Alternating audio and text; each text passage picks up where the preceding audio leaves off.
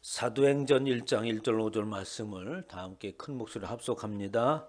데오빌로여, 내가 먼저 쓴 글에는 무릇 예수께서 행하시며 가르치시기를 시작하심부터 그가 택하신 사도들에게 성령으로 명하시고 승천하신 날까지의 일을 기록하였노라. 그가 고난 받으신 후에 또한 그들에게 확실한 많은 증거로 친히 살아계심을 나타내사 40일 동안 그들에게 보이시며 하나님 나라의 일을 말씀하시니라. 사도와 함께 모이사 그들에게 분부하여 이르시되 예루살렘을 떠나지 말고 내게서 들은 바 아버지께서 약속하신 것을 기다리라. 요한은 물로 세례를 베풀었으나 너희는 몇 날이 못 되어 성령으로 세례를 받으리라 하셨느니라. 아멘. 할렐루야. 이 시간에 하나님께서 저와 여러분들에게 주시는 말씀은 사도행전 1장 1절로 5절 말씀으로 이 사실을 알기를 원합니다 라는 제목으로 하나님의 말씀을 선포하도록 하겠습니다. 사도행전은 누가라고 하는 사람이 썼습니다. 누가는 또 무슨 복음을 썼죠? 누가니까 누가복음을 썼겠죠. 그래서 누가복음과 이 사도행전은 누가라고 하는 사람이 썼습니다. 근데 그 누가라고 하는 사람이 쓸 때에 이 데오빌로라고 하는 사람이 나오죠. 누가복음에도 나오고 또 사도행전에도 나옵니다. 누가복음 1장 3절에 보니까 그 모든 일을 근원부터 자세히 미루어 살펴나도 데오빌로 각하에게 차례대로 써보내는 것이 좋은 줄 알았노니 라고 하면서 아주 데오빌로 각하라고 이렇게 누가복음 1장 3절에 표현한 것으로 봐서 이 데오빌로는 그저 평범한 사람은 아니었던 것 같아요. 그래서 지위가 높고 또 명성이 자자한 사람이 아니었나 이렇게 생각이 되어집니다. 이 데오빌로에게 왜 모든 일의 근원을, 이게 무슨 일의 근원이겠어요? 예수 그리스도에 관한 일이겠죠. 그래서 그 일을 왜 자세히 써서 보내려고 했겠습니까? 바로 데오빌로가 궁금해하는 예수 그리스도가 누구이고 그분이 왜 이 땅에 오셨고 그리고 그분이 죽었다가 살아나셨다는데 그것이 진짜인가라고 하는 궁금증을 가졌기에 아마도 이 일을 자세하게 써서 이렇게 알리고자 했던 거죠. 그래서 결국 그것을 풀어 말하면 당신께서 알고자 하는 그 예수 그리스도에 관한 모든 일을 이제 자세히 지금부터 알려드리겠습니다 라는 것이 바로 이 누가복음과 사도행전에 있는 말씀이에요.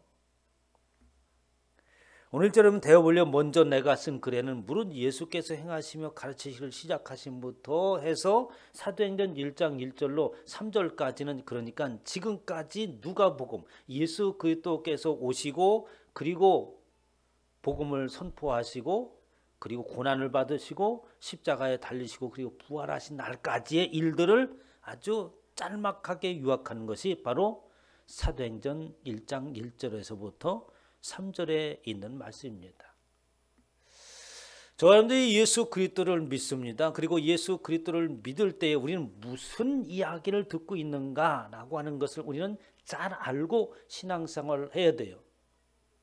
하나님의 말씀을 듣는 것은 그분의 가르침을 가지고 어떻게 적용하며 살아갈 것인가 라고 하는 이야기도 물론 전하지만 그러나 핵심적인 것은 그것이 아닙니다.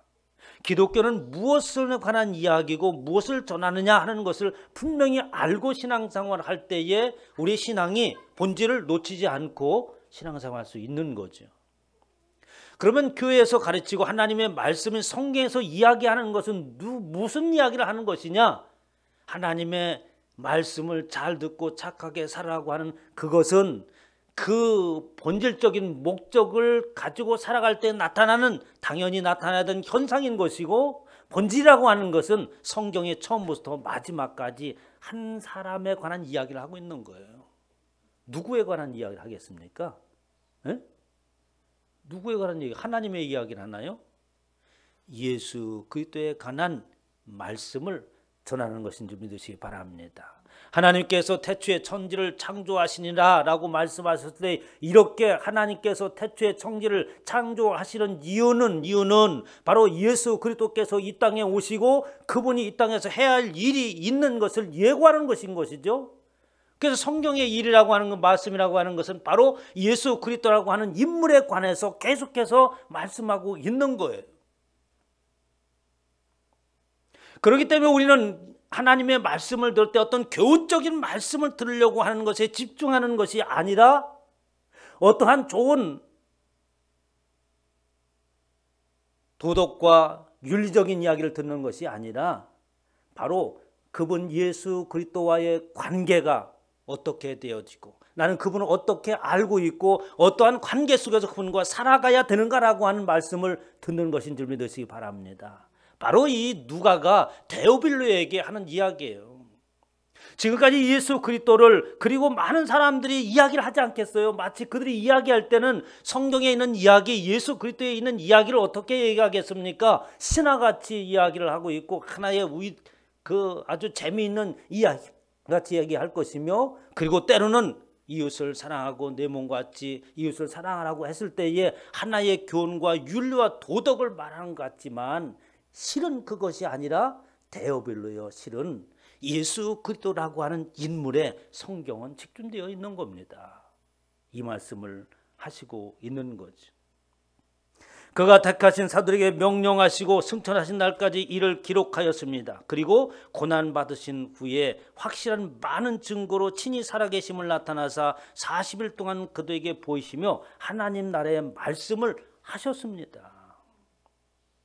이 땅에 오셔서 예수 그리스도께서 하신 일은 첫 번째 무엇이겠습니까? 하늘나라에 관한 것이요, 하나님에 관한 것이요, 당신에 관한 것을 스스로 말씀하시고 계시하신 줄 믿으시기 바랍니다. 그래서 성경을 볼 때는 어떻게? 하나님의 나라는 무엇인가? 하나님은 어떠한 분이시고, 그리고 그 하나님이 이 땅에 보내신 예수 그리스도께서 오신 목적과 우리는 그분과의 어떠한 관계 속에서 살아가야 되는가? 라는 말씀이 성경에 기록되어져 있어요. 그래서 주님께서 이 땅에 오셔서 당신에 관해서 말하잖아요. 예수께서 이르시되 내가 진실로 너에게 이르는데 아브라함이 나기 전부터 내가 있었다라고 하면서 당신이 어느 때부터 존재하는가를 말씀하십니다. 아브라함이 나기 전 때부터니까 바로 그때가 아니라 예수 그리스도는 창세 전부터 하나님과 함께 계신 줄 믿으시기 바랍니다. 처음부터 함께 계셨던 분이라는 거죠. 그리고 그분이 스스로 말씀하신 내가 이 땅에 오신 목적은 무엇이냐? 저와 근데 요즘에 우리 교회에서 올해는 내가 기필코 두 가정을 세우겠다. 늘 기도하는 것이 생명의 결실을 맺게 하옵소서, 이런 기도잖아요. 그러면 그런 기도에 의하여서 우리가 복음을 전할 때에 무슨 말을 전해야 되는가 하는 거예요. 우리는 자꾸 말을 아주 이 살을 붙여가지고 어떻게 하면 저 사람이 잘 들을까? 이 이야기를 하려고 무던히 애를 씁니다만 그럴 필요 없어요. 바로 예수 그리스도라고 하는 분을 소개하면 되는 줄 믿으시기 바랍니다. 그래서 예수 그리스도께서 이 땅에 오셨습니다. 그는 하나님의 아들이셨고 그분이 이 땅에 오신 목적은 바로 이런 이유 때문에 그렇습니다. 마가복음에서 마가가 그렇게 얘기하는 거예요. 마가복음 10장 45절에 보면 인자가 온 것은 섬김을 받으려 함이 아니라 도리어 섬기고 자기의 목숨을 많은 사람의 대속물로 주려 함이라. 예수 그리스도께서 오신 것은 바로 이 땅에 있는 모든 사람들은 다 그렇지 않습니까? 자신이 섬김을 받기를 원하는 것이고 높임 받기를 원하고 훌륭한 일을 하는 것도 어떻게 해요? 자기 명예를 위해서 하는 것이지만 예수 그리스도께서 이 땅에 오신 것은 그렇게 오신 것이 아닙니다. 그분은 예수 그리스도는 당신을 그리고 나를 섬기기 위해서 이 땅에 오셨습니다. 그뿐만 아니라 그분께서는 당신의 목숨을 대속물로 주고 나를 살리고 당신을 살리려고 이 땅에 오셨습니다. 바로 본질은 그겁니다. 사람들이 어떻게 받아들일까 궁금해할 필요가 없어요. 왜냐하면 그 안에 역사하시는 분은 성령이신 줄 믿으시기 바랍니다. 그래서 우리는 그분이 오신 목적을 그대로 소개하는 것이고, 그리고 그것이 그 안에 침투되어지고 구원에 이르는 것은 하나님 앞에 맡기시기를 주님의 축원합니다. 우리 하나님이 할 일까지 걱정을 하니까 복음을 못 전하는 거예요. 응? 아니, 하나님이 걱정할 일을 왜 이렇게 미리 걱정했는지 모르겠어요. 저 사람이 구원 받을 사람인지 내 말을 잘 들을 건지 괜히 걱정해가지고 쓸데없는 말을 하지 말고 그것은 하나님 앞에 맡기고 예수 그리스도에 대한 본 모습을 전하시기를 바랍니다. 주님께서는 그렇게 오셨다고 하는 거예요. 되어보려요. 예수 그리스도에 오심은 우리가 지금까지 경험하고 상식적으로 안 그러한 세상의 아주 훌륭한 사람의 모습이 아닙니다. 그분은 어떻게 오히려 자신을 내어주고 섬기기 위해서 그리고 나를 살리기 위해서 당신 스스로가 희생제물로 이 땅에 오신 분입니다. 요한복음 3장 17절에 보니까 하나님이 그 아들을 세상에 보내신 것은 세상을 심판하려 함이요 그로 말미암아 세상을 구원받게 하려 합니다. 예수 그리스도의 오심은 이렇게 세상을 구원하시기 위해서 오셨습니다. 그런데 이러한 모습의 예수 그리스도를 사람들은 알 수 없습니다. 참 신기한 일이죠. 성경에서 있었던 제자들도 예수 그리스도께서 이 땅에 오시고 십자가에 달려 돌아가시고 그리고 날려서 피 흘려 죽으셨는데 그리고 또한 놀라운 일은 그분이 다시 살아났는데도 불구하고 이 사실을 믿지를 못하더라니까요. 누가복음 24장에 있는 이야기입니다. 무덤에 돌아가서 이 모든 것을 열한 사도와 모든 다른 일에게 알리니 마리아가 무덤에 갔었어요. 그런데 그 무덤이 빈 무덤이었습니다. 예수님께서 없어진 거죠. 예수님께서 그 죽음이라고 하는 그 자리에 있는 것이 아니라 다시 부활해서 일어났어요. 마리아가 놀래 자빠질 뻔했습니까? 사도들이 모여있는 그곳에. 사도들이 왜 모여있겠어요? 사도들이 이제는 예수 그리스도 잡혀 죽고 이제 노망력 등이 금방 들이닥칠 것이 분명하니까 이 피해서 숨어 있었던 거예요. 제자들이. 사도들은 그들이 말이 허탄한 듯이 들려 믿지 아니하니라. 무슨 소리를 하는 거야. 예수 그리스도의 그 말씀은 내 귀에 들려질 때에 들리는 줄 믿으시기 바랍니다. 그러니까 내가 복음을 전하면 그가 들려지는가 들려지지 않는가는 나의 책임이 아니에요. 예수님의 제자들도 예수님을 따라가던 그들도 어떻게? 수없이 내가 이제 죽었다가 사흘 만에 다시 부활할 것이다. 살아날 것이라고 말씀을 하셨어요. 그때 예수님의 제자들이 그것을 잘 기억하고 있다가 예수님께서 사흘 만에 부활하신다고 그랬으니까 너희들이 아무리 예수 때 십자가에 달려도 살아날 것이다 라고 무덤에서 기다리고 있어야 되는 거 아니에요? 아무도 그 이야기를 귀담아 듣지 않았어요. 귓전으로 들은 거죠. 그러니까 마리아가 보고 왔는데도 불구하고 허탄한 소리로 있을 수 없는 이야기를 하고 있네. 아무리 예수님께서 우리와 함께 하실 때 정말 병든 자를 고치고 귀신을 내어치고 죽은 자를 살렸지만 상식적인 이야기를 해야지. 어떻게 죽은 자가 살아나고 그 십자가에서 피를 흘리고 옆구리에 창으로 창자가 다 흘러나오는 것을 우리가 봤는데 살아난단 말이냐. 허탄한 소리로 듣는 거죠. 베드로니라 무덤에 달려가서 굽히려 들여다보니 세마포만 보이는지라 그 덧일을 놀랍게 여기며 돌아가니라. 왜 베드로가 놀랍게 여겼습니까? 예수님께서 부활하신 걸 보고 야 정말 예수님께서 부활하셨다 정말 놀랍다 할렐루야 하고 들어갔겠어요? 이 세상에 이런 일이 있나? 오히려 무섭고 두려움에 떨었던 거죠. 그뿐만 아니라 예수 그리스도께서 함께 그들과 함께 있어도 예수 그리스도를 볼 자는 그의 눈이 열려져야 보는 줄 믿으시기 바랍니다. 여러분이 세상에는 사람들 눈까지 열려고 할 필요 없어요. 예수님을 보고 그 소리를 듣는 것은 하나님 앞에 마시 계시기를 주님의 축원합니다. 지금 이 데오빌로에게 하는 얘기가 그래요. 우리가 예수 그리스도를 믿는 것은 어떠한 것이냐면 그렇게 어떤 지식적으로 알고 그분을 믿는 게 아닙니다. 내가 예수 그리스도를 믿고 지금 목숨이 경각에 달린 핍박을 당하는 그런 순간이라도 나는 예수 그리스도를 믿는 것은 그렇게 세상 사람들이 알고 있는 상식적인 선에서 믿는 게 아니라니까요. 데오빌리오 이 말을 좀 들어보세요. 예수 그리스도를 믿는 것은 하나님이 그들과 함께 직접 임하셔야 되고 귀가 열려져야 되고 눈이 열려져야지만이 예수 그리스도를 믿는 것이고 그때서야 예수 그리스도를 보는 것입니다. 엠마오로 가는 제자들이 그랬지 않습니까? 우리는 이 사람이 이스라엘을 속량할 자라고 바라노라. 이뿐 아니라 이 일이 일어난 지가 사흘째요. 그러니까 이 엠마오로 가는 제자들이 뭐냐면 예수님을 가르쳐서 이 사람이 이제 예수님의 제자들이 예수님을 이 사람이야. 그분이 우리가 한때는 그분을 쫓았는데 이스라엘을 구원할 줄 알았다. 그런데 이스라엘 구원할 줄 알았는데 죽어버렸다. 우리의 소망이 다 끝났다는 얘기죠. 예수 그리스도는 세상적인 방법과 세상에서 일하는 모습으로 또한 세상에 가지고 있는 목적으로 예수 그리스도 이 땅에 오신 줄 아닌 줄 믿으시기 바랍니다. 대한민국을 구원하기 위해서 예수 그리스도가 오셨다? 바로 이스라엘 백성은 그렇게 알고 있는 거예요. 이스라엘이라고 하는 나라를 구원하기 위해서 예수 그리스도가 오신 줄 알고 있는 거예요. 하나님이 어디 그 이스라엘만 나라만 생각하겠습니까? 세상을 구원하시기 위해서 오신 예수 그리스도입니다.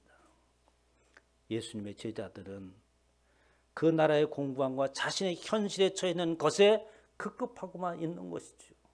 그래서 이스라엘 우리나라를 구원하고 이 속박에서 벗어나게 할 줄로 우리가 믿었다. 이 시대에 분명한 영웅으로서 놀라운 일을 하려고 오신 분이로 우리는 알고 있었는데 그만 죽었다. 벌써 그날이 사흘째가 되었다고 하는 거예요. 또한 우리 중에 어떤 여자들이 우리로 놀라게 하는 일인데 어떤 여자가 허탄한 소리를 우리에게 하기를 이런 얘기를 하더라. 그가 새벽에 무덤에 갔다가 시체는 보지 못하고 그리고 와서 그가 살아나셨다고 이렇게 이야기하는 소리를 들었다. 지금 누구한테 하는 얘기예요? 엠마오로 가는 제자들이.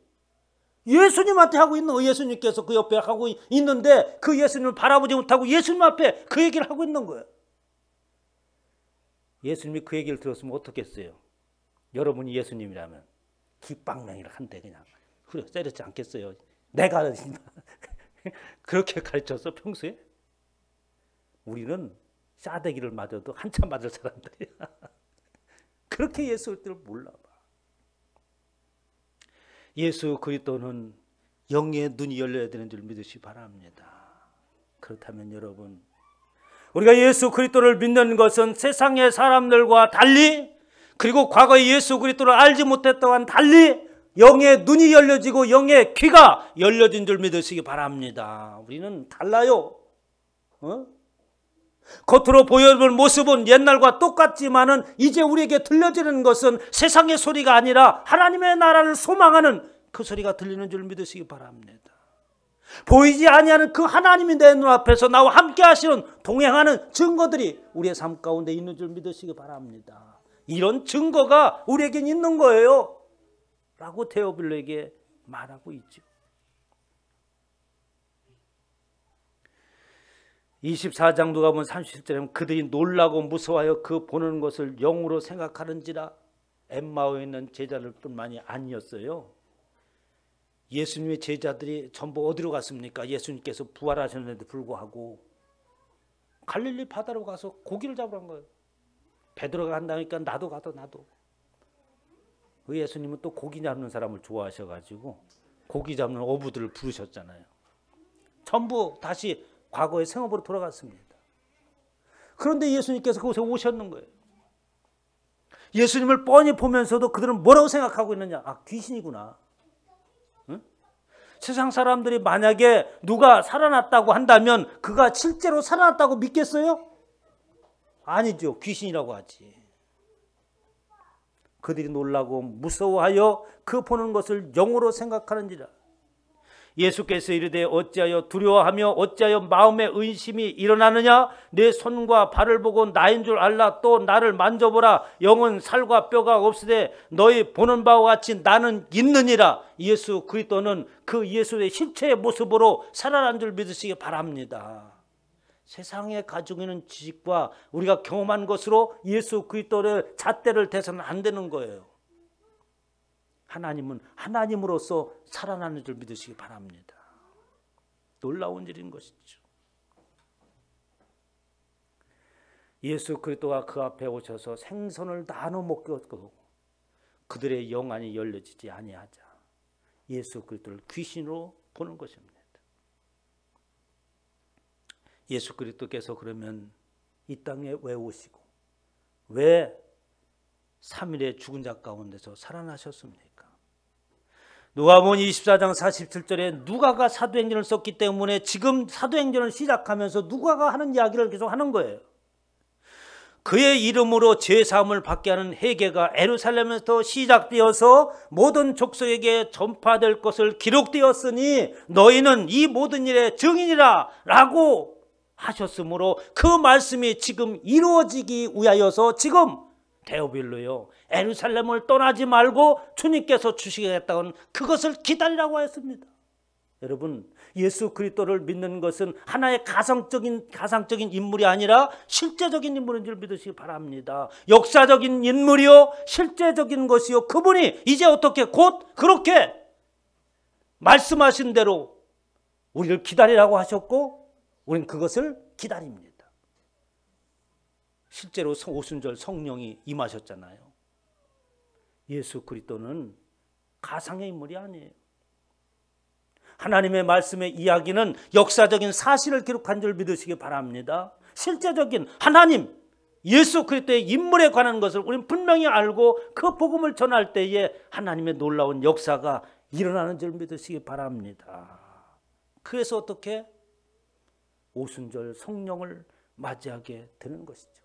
사랑하는 성도 여러분, 예수 그리스도가 실제적인 인물이라면 그 예수 그리스도가 하나님이라면 그리고 우리가 영의 눈이 열려지고 영의 귀가 열렸다면 우리의 삶 가운데서 그 예수 그리스도를 만나시기를 주님의 이름으로 축원합니다. 그분을 경험해야 되잖아요. 우리의 삶 가운데서. 경험하는 방법은 다른 방법이 없습니다. 우리의 삶을 하나님 앞에 기도하고 그분과의 인격적인 관계 속에서 모든 일에 그분이 개입하기를 소망하면서 어떻게 역사하시는지를 우리는 기대하면서 사시길 주님의 축원합니다. 그때 어떻게 하나님이 역사하신 것을 우리는 보는 거죠.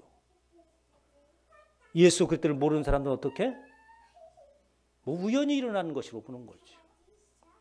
저와 여러분은 하나님이 주님이 함께 하시고 주님이 일하신 증거가 나타난 거라고 믿는다면 그 일들이 계속해서 일어나는 줄 믿으시기 바랍니다. 주님께서 이 땅에 오셔서 실제적으로 우리의 연약함을 고치시고 모든 질병을 물러나게 하셨다고 한다면 오늘날의 믿음을 통하여서 그런 일들이 저와 여러분들에게 일어나기를 주님의 이름으로 축원합니다.